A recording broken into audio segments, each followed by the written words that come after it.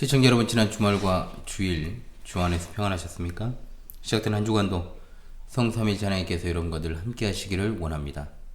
이번 주에도 변함없이 하나님 말씀 중심의 삶을 살아가시기를 원하오며, 현우리와 함께하는 2024년 올해 두 번째 구원의 여정 출발하도록 하겠습니다. 2024년 2주차 하나님의 말씀은 로마서 4장 5절의 말씀이 되겠습니다. 자, 함께 봅시다. 이를 아니할지라도 경건하지 아니한 자를 의롭다 하시는 이를 믿는 자에게는 그의 믿음을 의로 여기시나니. 로마서 4장 5절 말씀. 아멘. 다시 한번 해보겠습니다. 이를 아니할지라도 경건하지 아니한 자를 의롭다 하시는 이를 믿는 자에게는 그의 믿음을 의로 여기시나니. 로마서 4장 5절 말씀. 아멘.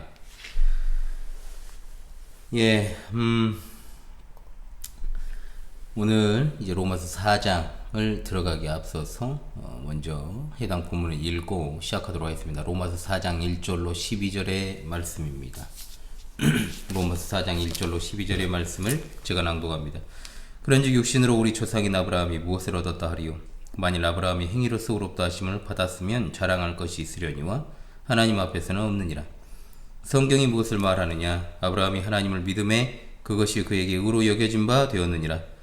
일하는 자에게는 그 삭시 은혜로 여겨지지 아니하고 보수로 여겨지거니와, 이를 아니할지라도 경건하지 아니한 자를 의롭다 하시는 이를 믿는 자에게는 그의 믿음을 의로 여기시나니. 일한 것이 없이 하나님께 의로 여기심을 받는 사람의 복에 대하여 다윗이 말한 바, 불법이 사함을 받고 죄가 가리어짐을 받는 사람들은 복이 있고 주께서 그 죄를 인정하지 아니하실 사람은 복이 있도다 함과 같으니라. 그런즉 이 복이 할례자에게냐 혹은 무할례자에게도냐? 무릇 우리가 말하기를 아브라함에게는 그 믿음이 의로 여겨졌다 하노라. 그런즉 그것이 어떻게 여겨졌느냐? 할례시냐 무할례시냐? 할례시가 아니오 무할례시니라. 그가 할례의 표를 받은 것은 무할례시의 믿음으로 된 의를 인친 것이니, 이는 무할례자로서 믿는 모든 자의 조상이 되어 그들 또 의로 여기심을 얻게 하려 하심이라. 또한 할례자의 조상이 되었나니 곧 할례 받을 자에게뿐 아니라 우리 조상 아브라함이 무할례시에 가졌던 믿음의 자취를 따르는 자들에게도 그러하니라. 아멘. 아유, 이놈의 기침.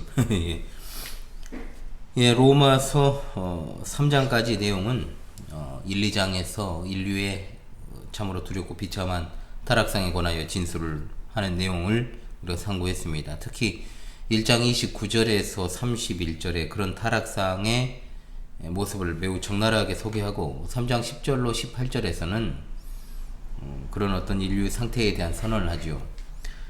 이곳에서는 무려 6군데에서 구약 성경을 인용하는 장면이 나옵니다. 자, 그리고 3장 21절에서 31절은 하나님께서 믿음을 통해서 은혜의 선물로 말미암아 구원하시는 방법을 설명한 다음에 자신이 가르친 내용을 4장에서 구약의 두 가지 사례를 듭니다. 유대 민족의 아버지로 불리는 아브라함 그리고 다윗 두 사람을 들어서 증명합니다. 아주 의미심장한 방법이죠. 지금 바울 사도가 유대인과 이방인 신자들에게 어떤 행위로 의롭다함을 받겠다라고 하는 것이 얼마나 험악한 것인지에 대해서 일깨우는 데 있어 이것보다 더 효과적인 방법은 없을 것입니다. 왜냐하면 바울 사도를 대적하는 자들은 아브라함을 들어서 자신들의 입장을 대변하는 방편으로 삼았기 때문입니다. 특별히 창세기 17장에 나오는 할례에 근거하여 이방인 그리스도인들이 아브라함의 온전한 자손이 되기 위해서는 할례와 율법을 추가적으로 수용해야 구원이 있다는 식으로 가르쳤습니다. 그러나 바울 사도는 그들이 말하는 아브라함과 그리고 그들이 그야말로 추앙하는 다윗 왕, 이 두 가지 신뢰를 가지고 그들의 생각이 그릇된 것임을 증명합니다. 12절까지의 내용은 세 부분으로 상고할 수 있는데, 먼저는 1절로 5절 아브라함의 믿음과 의가 가지는 의미가 무엇인지에 대해서 진술하고, 6절로 8절의 말씀은 다윗 왕의 고백을 가지고 믿음과 의의 관계를 설명하며, 9절로 12절을 통해서 다시금 아브라함과 할례의 진정한 의미를 밝히면서 구원은 분명 의식적인 어떤 절차로 받는 것이 아님을 분명히 합니다. 오늘 주어진 하나님 말씀을 통해 우리가 믿는 복음이 구약 성경으로 입증된 그 복음이라는 사실을 다시금 확고하게 새기고 나아가는 복된 성도들이 다 되시기를 주님의 이름으로 간절히 소망합니다. 자, 첫째로 조상 아브라함의 믿음과 의가 가지고 있는 의미가 무엇인가에 대해서 말씀합니다. 앞서 말씀드렸듯이 바울 사도가 아브라함의 사례를 들어서 말하는 의도가 뭡니까? 아브라함은 유대인들이 가장 인정하는 조상 아니겠습니까? 모세도 다윗도 엘리야도 이사야도 아주 중요한 인물이었지만 유대인들에게 이스라엘의 조상이 누구냐고 물었을 때 당연히 그 사람은 뭐라고 대답합니까? 아브라함이라고 고백합니다. 창세기 17장 5절에는 하나님께서 아브라함에게 많은 민족의 조상이 되게 해주시겠다라고 언약을 하십니다. 이 언약은 가시적으로 그리고 영적으로 모두 이루어졌지요. 가시적으로 아브라함은 이삭과 이스마엘을 통해 유대민족과 아람민족의 조상이 되었습니다. 우리가 예수님을 믿는다면 그는 분명 예수 즉 믿음의 조상입니다. 그는 우리의 믿음의 조상이 되는 거죠. 아브라함이. 바울 사도는 여기뿐만 아니라 갈라디아서에서도 언급하고 마태복음의 시작도 이렇습니다. 아브라함과 다윗의 자손 예수 그리스도의 세계라. 또한 아브라함은 성경에서 3번이나 하나님의 벗이라 언급되었습니다. 왜일까요? 그것은 바로 하나님이 아브라함이 하나님을 믿음에 그로써 의롭다함을 받았다라는 것이 그 대답입니다. 아브라함이 인간의 선행이 아니라 믿음으로 말미암아 하나님과 바른 관계에 들어간다라고 하면 자기 주장은 입증이 되는 겁니다. 그것이 증명된다면 사도가 전하는 복음은 비로소 참된 복음이 됩니다. 그러나 유대인들이 주장하는 것처럼 아브라함은 결코 자신의 선행으로 의롭다함을 얻은 게 아니었습니다. 아브라함에게는 우리와 마찬가지로 선한 것이 하나도 없었습니다. 1절에 나오는 육신이라는 단어는 단순히 사람의 몸뚱이를 가리키는 단어가 아닙니다. 하나님의 영향을 벗어난 인간의 행위를 가리킵니다. 따라서 1절의 질문은 인간의 능력에 관한 아브라함이 무엇을 발견했는가? 그 능력으로 구원을 받을 수 있다는 것을 발견했는가 하는 말입니다. 대답은 성경에 이미 나와 있는 대로 아브라함은 자기 능력이나 선행으로 구원받은 것이 아니라 하나님의 선물로 구원받았다는 겁니다. 3절에 아브라함이 하나님을 믿음에 그것이 그에게 의로 여겨진 바 되었느니라고 하였습니다. 하나님께서 땅을 내려다보시면서 구원을 받을 만한 사람이 있는가를 찾는 것이 아닙니다. 똑같습니다. 로마서 3장 10절로 18절에 모두 해당합니다. 무엇입니까? 의인은 없나니 하나도 없으며 깨닫는 자도 없고 하나님을 찾는 자도 없고 다 치우쳐 함께 무익하게 되고 선을 행하는 자는 없나니 하나도 없도다. 선천적인 능력도 선함도 없습니다. 단지 하나님께서 그에게 의를 베풀어 주시고 선물로 베풀어 주시고 그는 믿음으로 그 의를 받음으로 구원을 받았다는 것 외에는 없습니다. 믿음으로 말미암아 의롭다함을 받는다는 이 귀한 구원의 교리는 창세기 15장 6절에서 처음 소개가 되었습니다. 이 구절과 관련해서 우리가 절대적으로 피하고 참으로 조심해야 할 가르침들이 있습니다. 첫째는 뭐냐? 자유주의자들이 말하는 오류가 있습니다. 본문에서 아브라함이 하나님을 믿음에 그것이 그에게 의로 여겨진 바 되었느니라 그랬지 않습니까? 자, 이 말씀을 아브라함이 선하고 경건한 사람이었기 때문에 그 근거로 해서 의롭다함을 받았다는 식으로 생각하는 것이죠. 즉 하나님께서 아브라함을 구원하신 것은 그가 선한 사람이었기 때문이라는 주장, 이 자유주의자들의 악한 가르침입니다. 이것이 바로 행위에 의한 칭의이고 행위구원론이죠. 창세기 15장 6절은 그런 내용이 결코 아닙니다. 둘째, 오류가 있습니다. 복음주의권, 신복음주의라고 할 수 있는 이 내에 있는 오류입니다. 아브라함이 하나님 앞에서 의롭다함을 받을 만한 아무런 의도 갖고 있지 않았지만 하나님께서는 그가 가지고 있는 믿음을 가지고 그것을 의로 간주하고 아브라함을 구원하셨다는 거죠. 그러나 이것도 말도 안 되는 잡소리에 불과합니다. 하나님께서 아브라함을 의롭다고 여기셨다면 그것은 참된 의를 근거로 한 것일 뿐 다른 것으로 대체할 수 있는 것이 아닙니다. 이 둘째 오류가 상당히 만연해 있는데 본문을 잘 해석해야 됩니다. 본문에 나오는 아브라함이 하나님을 믿음에 그것이 그에게 의로 여겨진 바 되었느니라, 이 그것이 무엇을 가리키는가가 중요합니다. 두 번째 주장을 하는 자들은 당연히 그것이 뭐냐? 아브라함이 하나님을 믿은 사실 또는 그가 믿음을 지닌 사실이라고 말하겠죠. 그러나 그것의 선행사는 애매합니다. 믿음이라는 명사로 명시되어 있지 않기 때문에 정확히 이것을 살펴볼 필요가 있습니다. 또한 이것을 믿음이라고 할지라도 성경에서는 언제나 믿음 때문에 또는 믿음의 근거에서 구원받는다는 표현이 없습니다. 이것을 여러분이 잘 숙고하셔야 됩니다. 계속해서 제가 지난 시간에도 지지난 시간에도 설명을 드렸죠. 자, 믿음은 통로가 되는 것이죠. 자, 분명히 언제나 성경은 믿음에 의해서 구원받는다라고 표현합니다. 그것이 그에게 의로 여겨진 바 되었느니라. 자, 이 말은 다른 말로 믿음으로 말미암아 의롭다함을 받았느니라 또는 믿음으로 말미암아 의가 전가되었다라는 말과 같은 말입니다.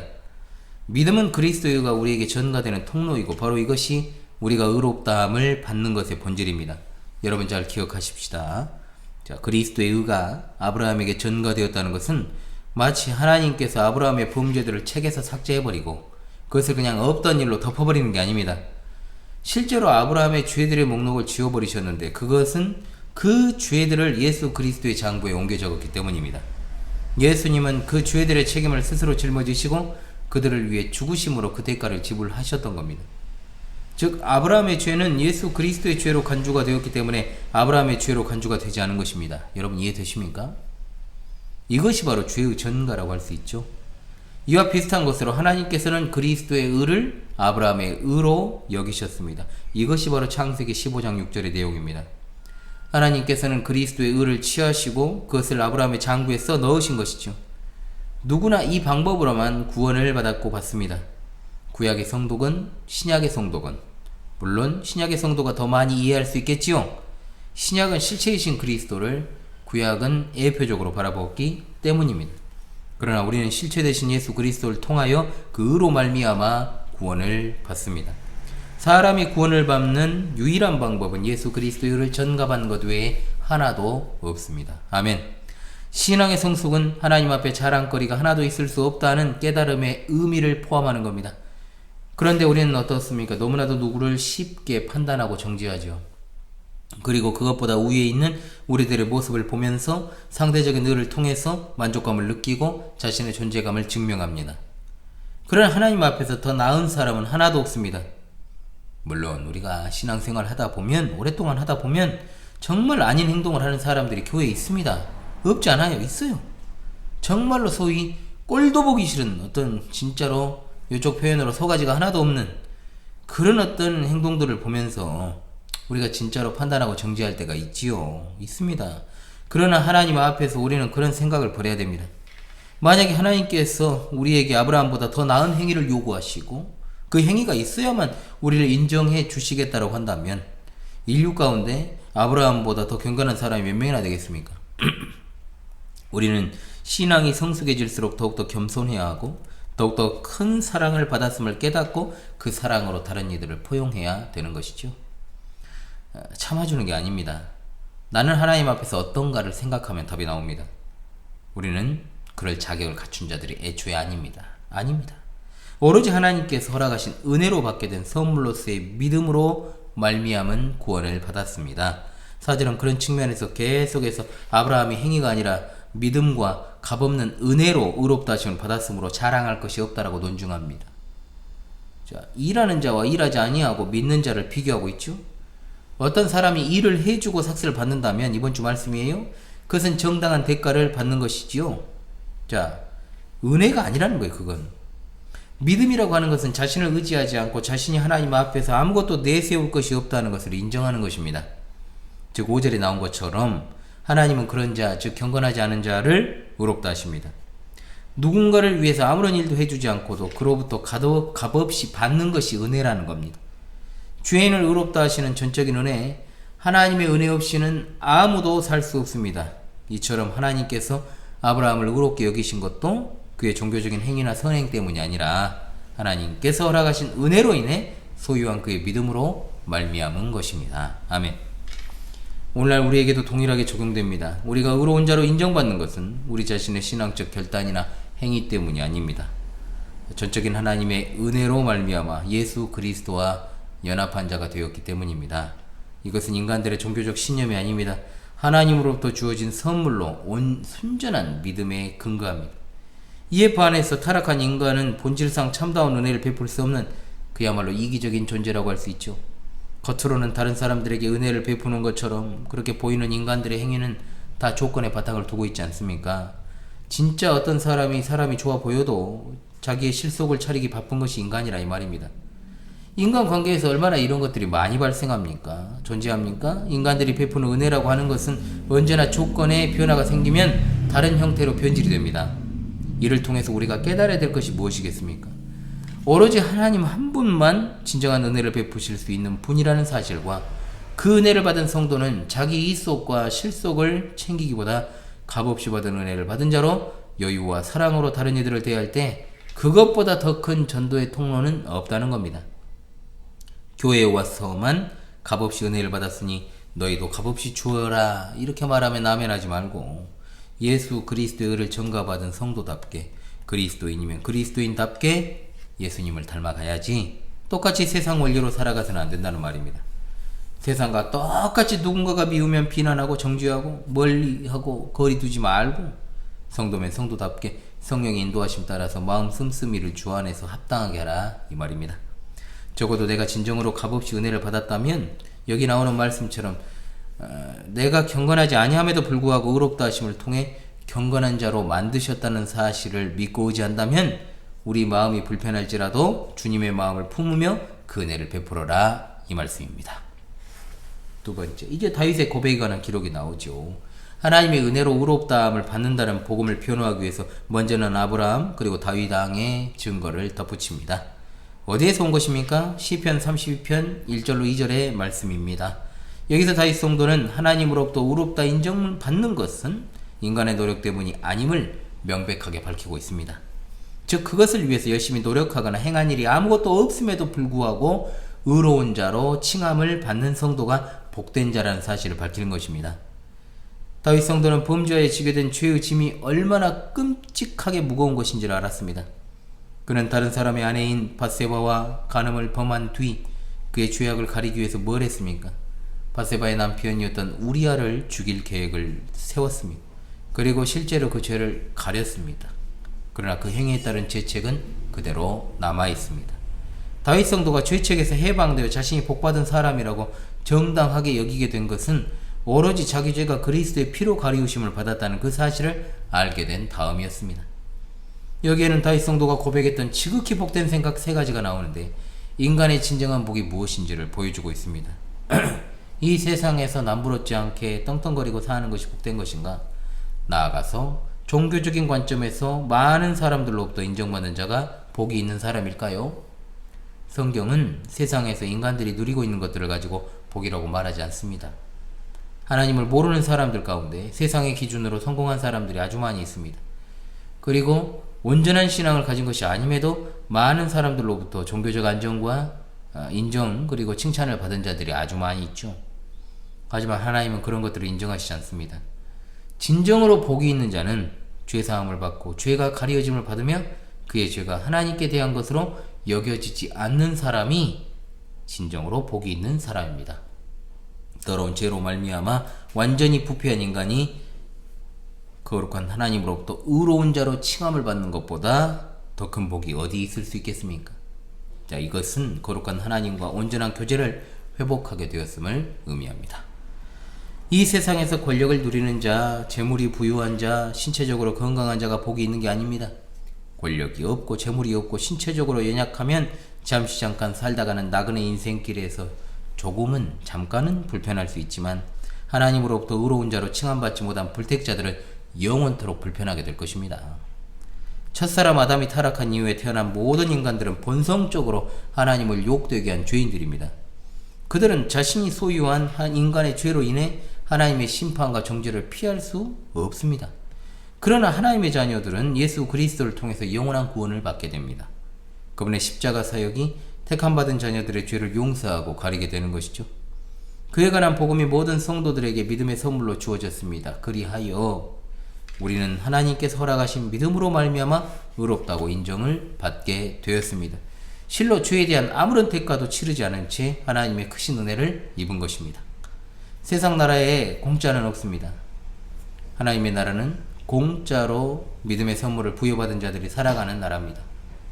그러나 거기에는 자신을 사랑하시는 독생자 예수 그리스도를 끔찍한 십자가의 죽음에 내어주신 대가가 치러져야만 했습니다. 엄청난 대가의 지불이지요. 우리를 위한 하나님의 놀라운 사랑이 예수 그리스도의 십자가 위에서 온전하게 드러나게 된 것입니다. 이 부분에서 다윗 성도가, 바울 사도가 다윗 성도의 증거적인 고백을 인용하면서 사용하는 단어가 있습니다. 한글 개역 성경에는 빠져 있습니다만, 주께서 그 죄를 인정하지 아니할 사람은 복이 있도다 해서 결코라는 단어가 원문에 있습니다. 넣어서 번역을 하게 되면은 주께서 그 죄를 결코 인정하지 않을 사람은 복이 있다 했습니다. 그런데 인간들은 어떻습니까? 죄를 용서했다고 말을 하면서도 싸울 때마다 그것을 끄집어내가지고 후벼 파는 게 인간입니다. 미쳐버리죠. 안 그렇습니까, 여러분? 그 상황만 놓고 이야기를 해야 되는데 몇 년 전에 있었던 사건을 가지고 이야기하는 게 인간의 본성. 특히 부모들이 어린 자녀들을 대할 때 오래전에 있었던 일을 갖다가 다시금 상기하면서 주기적으로 그 일을 들추어낼 때 미안하지만 그것은 진짜로 자녀에게 해로운 행동입니다. 어른들끼리도 마찬가지고요. 그러나 얼마나 감사합니까? 하나님은 결코 그렇게 하시지 않는다고. 얼마나 감사해요, 진짜. 하나님께서는 그리스도의 사역을 통해서 우리 죄를 용서하셨으면 결코 다시 떠올리시는 법이 없다라고 말씀합니다. 과거의 잘못을 들춰내서 우리를 나무라시는 일이 없습니다. 지금도 순간순간 잘못을 범하는 우리가 그때그때 그 모든 것들을 다 들춰내버리면 어떻게 살겠어요? 못 살아요. 언제나 하나님은 현재 우리가 처해 있는 상태로 우리를 대하십니다. 심판날에도 그것을 결코 끄집어내지 않으십니다. 왜 그렇습니까? 우리 죄가 진정으로 사함받았기 때문입니다. 결코 더 이상 기억되는 법이 없습니다. 이것이 바로 진정한 복된 상태입니다. 세상이 주는 거짓된 복들에 속아서 눈이 흐려져 그 귀한 복을 팔아치우지 마십시오. 다윗 성도가 그랬던 것처럼 여호와께 정죄를 당하지 않는 자가 복이 있습니다. 세상이 주는 안일함과 유혹과 정욕에 그저 한순간입니다. 그거는 일장춘몽입니다. 그러니까 당연히 예수 그리스도께로 피해야 됩니다. 종교 생활하지 마십시오. 참된 그리스도인으로 살아가야 될 것입니다. 하나님의 전적인 은혜로 주어진 믿음으로 말미암아 의롭다함을 받은 우리 파수꾼 성도들이시오.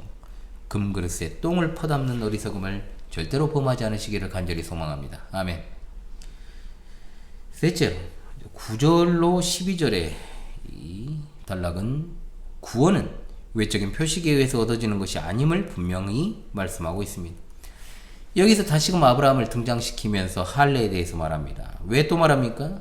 당연히 반론이 있을 것을 예상하기 때문입니다. 하나님께서 허락하신 의와 아브라함의 믿음을 설명하기 위해서입니다. 아브라함은 분명 인간의 행위와 무관하게 믿음으로 말미암아 구원을 받았습니다. 우리도 마찬가지입니다. 믿음으로 구원받습니다. 그래 또 이런 말을 한 자들이 있어요. 어떤 자입니까? 할례는 외적인 것이다. 하나님은 외모를 보시지 않고 중심을 보신다라고 했죠.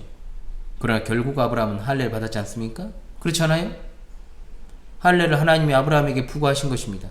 그것은 유대인들이 그 후로 계속해서 시행해 온 의식입니다. 이 의식은 분명 하나님이 하게 하신 것입니다. 그러면 아브라함이 오직 믿음으로만 구원받았다는 것은 옳지 않습니다. 적어도 할례도 추가되어서 구원을 받았고 하나님이 부과하셨으니까 할례는 분명 가치가 있습니다. 라고 주장하는 자들이 있지요. 있어 왔고 있고. 오늘날에도 사악한 로마교와 같이 세례와 성찬에 어떤 구원의 가치가 있다고 주장하는 자들이 있고, 또한 교회에 다니면서 그런 의식에 참여하는 것으로 구원을 보장받는다라고 생각하는 사람들도 필시 있습니다. 바울 사도는 할례가 가치 있는 것은 그것이 믿음으로 받는 의에 대한 표, 즉 상징과 인, 즉 도장이라고 설명을 하고 있습니다. 그러나 할례가 가치 있다는 것은 할례가 직접 그 의를 받는 근거라고 말하는 것이 아닙니다. 그런데 바울 사도의 진술은 그보다 훨씬 강력합니다. 뭔가 하니 바울은 아브라함이 하나님께 의롭다 하심을 받은 때가 언제였느냐고 묻습니다. 즉 아브라함은 언제 구원을 받았는가? 할례를 받은 후였는가? 아니면 전이었는가?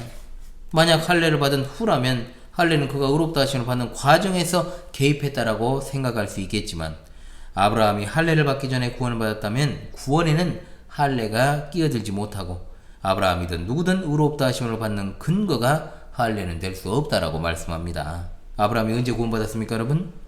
이미 우리가 앞절에 살펴본 대로 창세기 15장 6절에서 그는 의롭다 인정을 받았습니다. 그가 할례를 받은 것은 그로부터 14년 뒤입니다. 창세기 17장이죠. 그러므로 아브라함은 할례로 구원받지 않았기 때문에 할례를 받은 유대인뿐만 아니라 할례 받지 않은 모든 사람들의 조상으로 인정될 수 있습니다. 아브라함은 의롭다함을 받은 자들의 조상입니다. 또한 그는 할례를 받고 예수 그리스도를 믿기도 한 유대인들의 영적인 조상입니다. 그리고 할례를 받기 전에 의롭다고 인정받았으므로 할례는 받지 않았지만 유대인들과 마찬가지로 예수님을 믿은 사람들의 영적인 아버지가 되는 것이죠. 유대인이나 이방인이나 출신 성분이나 어떤 특정한 행위에 따라 구원받은 것이 아니라 오직 예수 그리스도의 사역 때문에 구원을 받는 것입니다. 그 누구도 교회를 다니는 것으로, 교회 등록하는 것으로 세례받고 성찬을 받고 또한 집사가 되고 권사가 되고 장로가 되고 심지어 목사로 안수받는 것으로 구원받지 못합니다. 그리스도의 온전한 사역을 철저하게 믿음으로 말미암아 구원받습니다.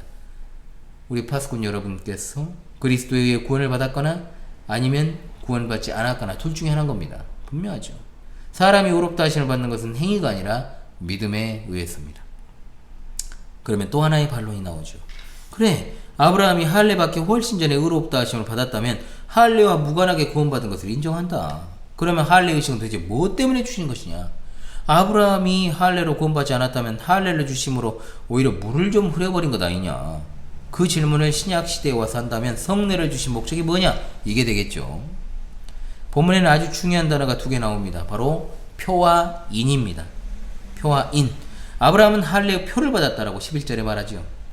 제가 일전에 강설할 때에도 말씀을 드렸던 표지판 기억나시죠?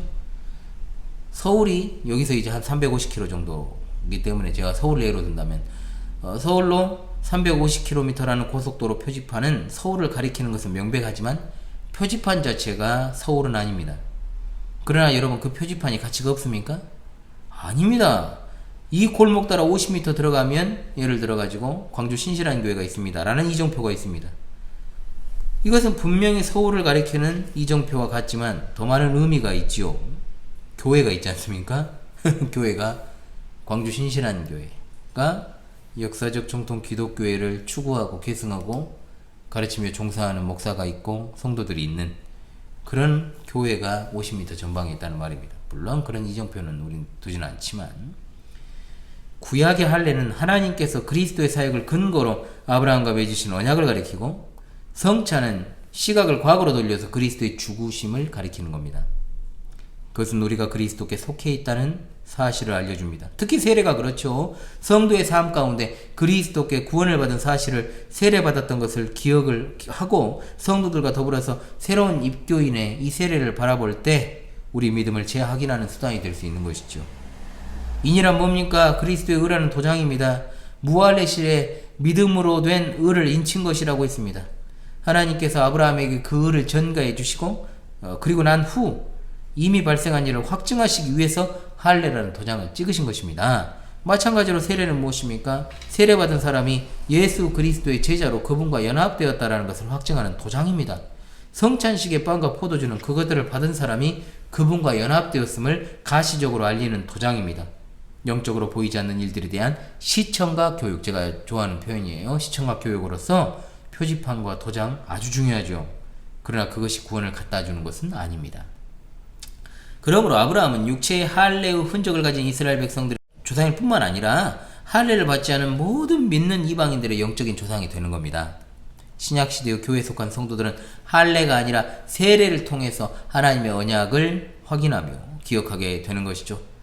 이제는 육체가 아닌 심령에 새겨야 됩니다.